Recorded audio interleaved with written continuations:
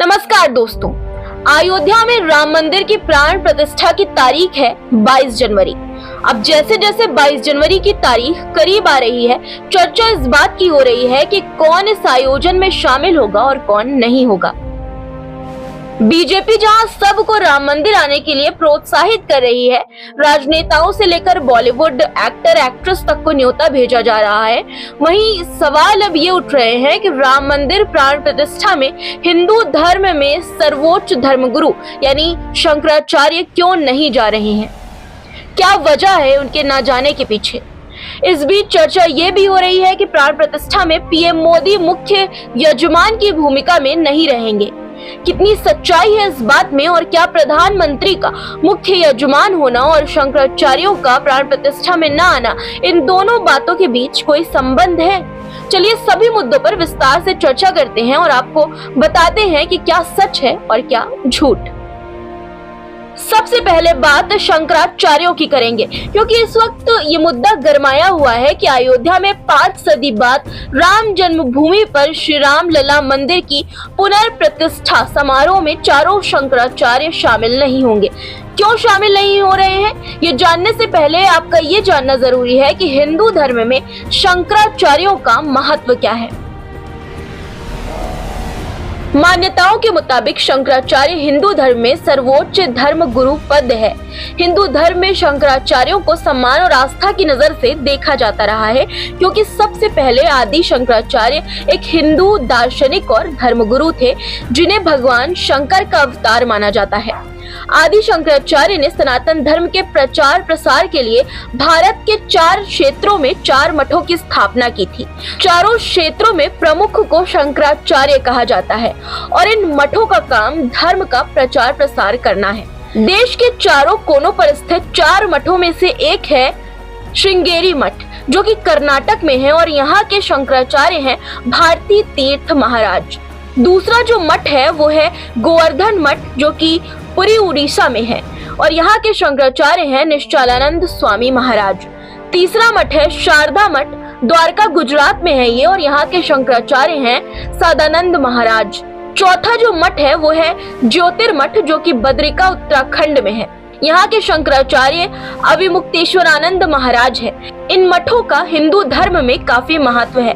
ऐसे में जब राम मंदिर प्राण प्रतिष्ठा कार्यक्रम की तारीख तय हुई तो शंकराचार्यों से भी रुख जानने की कोशिश हुई, और स्वामी अविमुक्तेश्वरानंद ने राम मंदिर की प्राण प्रतिष्ठा के समय को लेकर सवाल उठाया। क्या कहा उन्होंने, शंकराचार्य क्यों नहीं जा रहे हैं? चलिए अब मैं आपको बताती हूँ। दरअसल ज्योतिर्मठ शंकराचार्य अविमुक्तेश्वरानंद स्वामी ने कहा है कि देश के चारों शंकराचार्य 22 जनवरी को प्राण प्रतिष्ठा आयोजन में शामिल नहीं होंगे। शंकराचार्य अविमुक्तेश्वरानंद स्वामी के मुताबिक ये आयोजन शास्त्रों के अनुसार नहीं हो रहा है। हालांकि श्रृंगेरी मठ की ओर से बयान जारी करके बताया गया कि शंकराचार्य भारती तीर्थ की तस्वीर के साथ संदेश डाला जा रहा है, जिससे ये महसूस होता है कि श्रृंगेरी शंकराचार्य प्राण प्रतिष्ठा का विरोध कर रहे हैं, लेकिन ऐसा कोई संदेश शंकराचार्य की ओर से नहीं दिया गया है। यह गलत प्रचार है। श्रृंगेरी शंकराचार्य की ओर से अपील की गई कि प्राण प्रतिष्ठा कार्यक्रम में शामिल हो। हालांकि शंकराचार्य खुद अयोध्या जाकर शामिल होंगे या नहीं, इस बारे में बयान में स्पष्ट तौर पर नहीं बताया गया है। वहीं शंकराचार्य अविमुक्तेश्वरानंद का एक वीडियो सोशल मीडिया पर जमकर शेयर हो रहा है। इस वीडियो में शंकराचार्य अविमुक्तेश्वरानंद कहते हैं कि हम एंटी मोदी नहीं है, लेकिन हम एंटी धर्म भी नहीं होना चाहते। चारों शंकराचार्य किसी राग या द्वेष के कारण नहीं, बल्कि शंकराचार्यों की दायित्व है कि वो शास्त्र विधि का पालन करें और करवाएं। अब वहाँ शास्त्र विधि की उपेक्षा हो रही है। मंदिर अभी पूरा बना नहीं है और प्रतिष्ठा की जा रही है। कोई ऐसी परिस्थिति नहीं है कि अचानक करना पड़े। कभी वहाँ रात में जाकर मूर्ति रख दी गई थी तो वो एक परिस्थिति थी। 1992 में जब ढांचा ढहाया गया तब कोई मुहूर्त थोड़ी देखा जा रहा था। तब किसी शंकराचार्य ने प्रश्न नहीं उठाया, क्योंकि तब ऐसी परिस्थिति थी। धर्म शास्त्र के हिसाब से ही हम स्वयं चलना चाहते हैं, जनता को चलाना चाहते हैं। राम है ये हमें धर्म शास्त्र ने ही बताया है। जिस शास्त्र से हमने राम को जाना उसी शास्त्र से हम प्राण प्रतिष्ठा भी जानते हैं, इसलिए कोई शंकराचार्य वहां नहीं जा रहा है। मंदिर की प्राण प्रतिष्ठा को लेकर और क्या कहा शंकराचार्य ने, देखिए। सभी वास्तुशास्त्र जितने भी हैं उनको उठा के देख लीजिए। सब ऋषि महर्षियों ने एक ही बात निरूपित किया है कि जो मंदिर है वो परमात्मा का शरीर है और उसका जो शिखर है वो उनकी आंखें हैं, जो कलश है वो उनका सिर है और जो ध्वजा पताका है वो उनके बाल हैं और इसी तरह से चरण से चलता है। तो अभी सिर बना ही नहीं, अभी केवल धड़ बना है और धड़ में ही आप प्रतिष्ठा कर देंगे तो ये तो हीनांग हो गया ना, जिसको हम लोग विकलांग कहते थे और मोदी जी ने कह दिया है कि नहीं विकलांग मत कहो, दिव्यांग कहो। तो आज की तारीख में दिव्यांग मंदिर है। दिव्यांग मंदिर में भगवान को सकलांग को कैसे प्रतिष्ठित कर सकते हैं? जिनके सकल अंग हैं, कोई अंग कम ही नहीं है, वो तो पूर्ण पुरुष है ना। तो पूर्ण पुरुषोत्तम जो है, जो पूर्ण पुरुष है, जिसमें किसी प्रकार की कोई कमी नहीं है, उसको दिव्यांग मंदिर में आप कैसे स्थापित कर दोगे?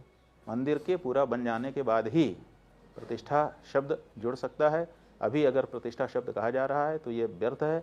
अभी कोई प्रतिष्ठा वहाँ नहीं हो सकती है और अगर हो रही है तो करने वाला तो कुछ भी बलपूर्वक कर ले। शंकराचार्य विमुक्तेश्वरानंद स्वामी की माने तो मंदिर अभी पूरा नहीं हुआ है। वो चाहते हैं कि मंदिर पहले पूरा बन जाए, फिर प्राण प्रतिष्ठा हो। उनका कहना है जो राजनेता हैं उनकी जरूरत है क्योंकि सामने चुनाव है, लेकिन हमारी कोई मजबूरी नहीं है। हम धार्मिक व्यक्ति हैं, हम चाहते हैं कि विधि विधान के साथ काम हो। वहीं गोवर्धन मठ के शंकराचार्य निश्चलानंद स्वामी का कहना है कि शास्त्र सम्मत विधा से ही प्राण प्रतिष्ठा होनी चाहिए। मैं नहीं जाऊंगा प्राण प्रतिष्ठा में, अयोध्या तो जाता रहा हूँ और जाता रहूंगा, लेकिन उस कार्यक्रम में सम्मिलित नहीं होऊंगा।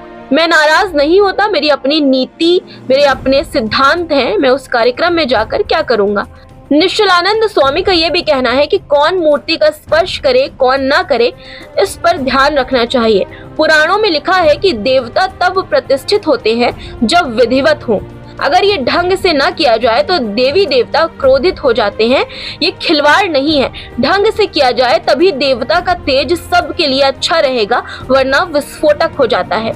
शंकराचार्य ने यह भी कहा कि मोदी जी लोकार्पण करेंगे, मूर्ति का स्पर्श करेंगे और मैं वहां तालियां बजाकर जय जय करूंगा क्या? मुझे पद तो सबसे बड़ा प्राप्त ही है, मुझे अपने पद की गरिमा का ध्यान है। मैं वहां गया तो मोदी जी ज्यादा से ज्यादा नमस्कार कर देंगे। अयोध्या से मुझे परहेज नहीं है, वहां से मेरा संबंध टूटेगा नहीं। इस अवसर पर जाना उचित नहीं है। दोस्तों, वही शारदा पीठ के शंकराचार्य की ओर से भी इस बारे में सोशल मीडिया पर बयान साझा किया गया है। इस बयान में कहा गया है कि शंकराचार्य सदानंद महाराज की ओर से कोई बयान प्रकाशित नहीं किया गया है। राम मंदिर के लिए हमारे गुरुदेव ने कई कोशिशें की थी, 500 साल बाद ये विवाद खत्म हुआ है। बयान में कहा गया है कि हम चाहते हैं कि प्राण प्रतिष्ठा समारोह वेद शास्त्र धर्म की मर्यादा का पालन करते हुए हो। हालांकि इस बयान में भी नहीं बताया गया है कि द्वारका मठ के शंकराचार्य खुद प्राण प्रतिष्ठा में शामिल होंगे या नहीं। यानी दोस्तों, सबके बयान को अगर देखें तो शंकराचार्य प्राण प्रतिष्ठा में इसलिए नहीं जाना चाहते क्योंकि उनका मानना है कि ये जो प्राण प्रतिष्ठा हो रही है 22 जनवरी को, वो शास्त्रों के हिसाब से नहीं हो रही है। दोस्तों, शंकराचार्यों के राम मंदिर प्राण प्रतिष्ठा में न जाने के बीच एक और चर्चा है प्रधानमंत्री नरेंद्र मोदी के मुख्य यजमान की भूमिका में नहीं रहने की। जानकारों की माने तो प्रधानमंत्री नरेंद्र मोदी के पास 8 दिनों तक चलने वाले धार्मिक अनुष्ठान के लिए लगातार समय निकाल पाना संभव नहीं था। पीएम नरेंद्र मोदी फिर भी नियम के तहत सभी धार्मिक मान्यताओं का पालन कर रहे हैं। इसके लिए ट्रस्ट की तरफ से ये निर्णय लिया गया था कि इस अनुष्ठान में संयोगी के तौर पर किसी व्यक्ति को अनुष्ठान में यजमान के तौर पर हिस्सा लेने की अनुमति दी जाएगी। इसी विचार के तहत अनिल मिश्रा का नाम अनुष्ठान के लिए यजमान के तौर पर सामने आया। हालांकि प्राण प्रतिष्ठा का जो मुहूर्त 22 जनवरी को 12:20 पर है, उस समय के मुख्य यजमान पीएम मोदी ही होंगे। पीएम मोदी के हाथों ही रामलला स्थापित होंगे, ये बात अब साफ हो गई है। लेकिन इस पे शंकराचार्य विमुक्तेश्वरानंद स्वामी का कहना है कि किसी भी धार्मिक कार्य में पीएम मोदी का सीधा अधिकार नहीं बनता। क्यों उन्होंने ये कहा, ये आप खुद सुन लीजिए उन्हीं से। देखिए, प्रधानमंत्री जी ने धर्मनिरपेक्षता की शपथ ली है, 2 बार ली। एक बार जब वो भारतीय जनता पार्टी के सदस्य बने, क्योंकि भारतीय जनता पार्टी ने चुनाव आयोग में शपथ पत्र दे रखा है कि हम धर्मनिरपेक्ष पार्टी होंगे। फिर उन्होंने संविधान की शपथ संसद सदस्य होने के नाते ली और फिर प्रधानमंत्री होने के नाते 3 बार वो धर्मनिरपेक्षता की शपथ ले चुके हैं। इसलिए किसी धर्म कार्य में उनका सीधा अधिकार तो बनता नहीं है। अब सबका प्रतिनिधि होने के नाते अगर वो कहते हैं कि मुझे अवसर है तो हो सकता है, लेकिन वो तब हो सकता है जब वो सभी देश में रहने वाले जितने भी धर्म हैं सब धर्मों के कार्यक्रमों में सम्मिलित हों और प्रतिनिधित्व करें कि भाई हम धर्मनिरपेक्ष होने के नाते हर धर्म के कार्यक्रम में हम प्रतिनिधित्व करते हैं सारी जनता का, तब तो ठीक है। किसी एक धर्म में नहीं उनको करना चाहिए। दोस्तों, आप कितना सहमत हैं शंकराचार्य की इस बात से? इस पूरे मुद्दे पर आपकी क्या राय है? आप इसे कैसे देखते हैं? कमेंट बॉक्स में अपनी राय हमारे साथ जरूर साझा कीजिएगा और इसी तरह की वीडियोस को देखने के लिए चैनल को सब्सक्राइब कर लीजिए और वीडियो को लाइक करना बिल्कुल मत भूलिएगा।